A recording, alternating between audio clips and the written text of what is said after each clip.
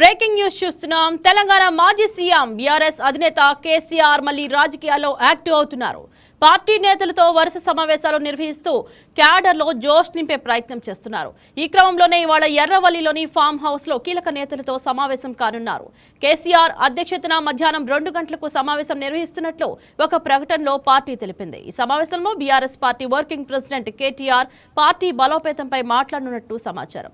సమావేశానికి పార్టీ రాష్ట్ర కమిటీ ప్రధాన కార్యదర్శులు, శాసన మండలి, శాసనసభ పక్షాల ఉప నాయకులు పాల్గొనున్నారు.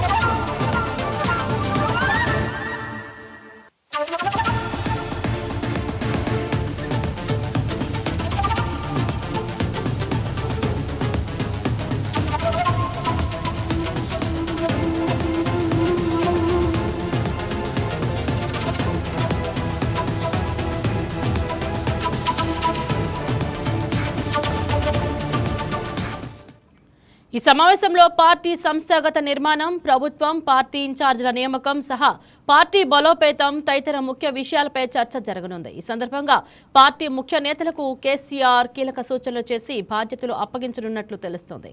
కాంగ్రెస్ ప్రభుత్వ వైఫల్యాలను ప్రజల్లోకి తీసుకువెళ్తున్న తీరుపై దిశానిర్దేశం చేయనున్నారు.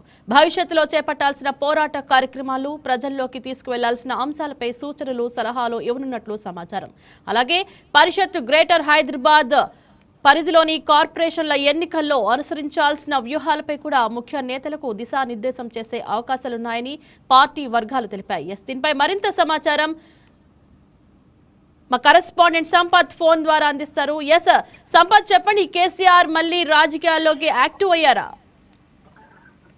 ఇంద్రజ, మనం చెప్పుకున్నట్లయితే తెలంగాణలో బీఆర్ఎస్ పార్టీ బలోపేతం చేయడం కోసం కేసీఆర్ అయితే పన్నాగాలు చేపడుతున్నా చెప్పొచ్చు. మనం చూసుకున్నట్లయితే ఈ రోజు కేసీఆర్ తన farm house Erravelli farm house లో బీఆర్ఎస్ వర్కింగ్ ప్రెసిడెంట్ కేటీఆర్ తో పాటు ఇతర ముఖ్య నాయకులతో కూడా ఈ రోజు సమావేశం ఏర్పాటు చేయనున్నారు.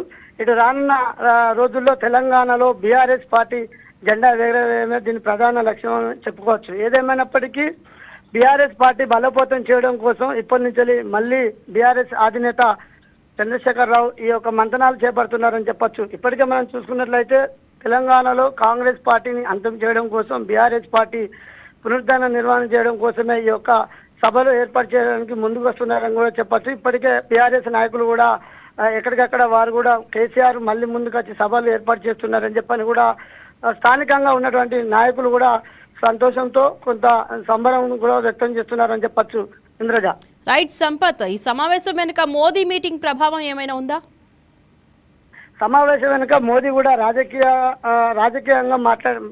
ఎన్నికల ముందు మాట్లాడినటువంటి మాటలు ఈ మధ్య కాలంలో తెలంగాణలో పర్యటించినప్పుడు మోదీ ఒక 10 అంశాలతో ముందుకు వచ్చి 10 అంశాలను మాట్లాడడంపై దీనిపై ప్రతిపక్ష నాయకులు మాత్రం ఆగ్రహం వ్యక్తం చేస్తున్నారు. ఎప్పుడు మాట్లాడని విధంగా ఇప్పుడు మాట్లాడిందంటే దీని వెనుక ఏముంది, కాంగ్రెస్ పార్టీ బీజేపీ పార్టీ చేసింది ఏముంది, ప్రజలకు తెలుస్తలేదని చెప్పని దీనిపై కూడా బీఆర్ఎస్ అధినేత ఈ రోజు వారి నాయకులతో చర్చించే సమావేశం ఉంది. Indraja. Right, thank you Sampath.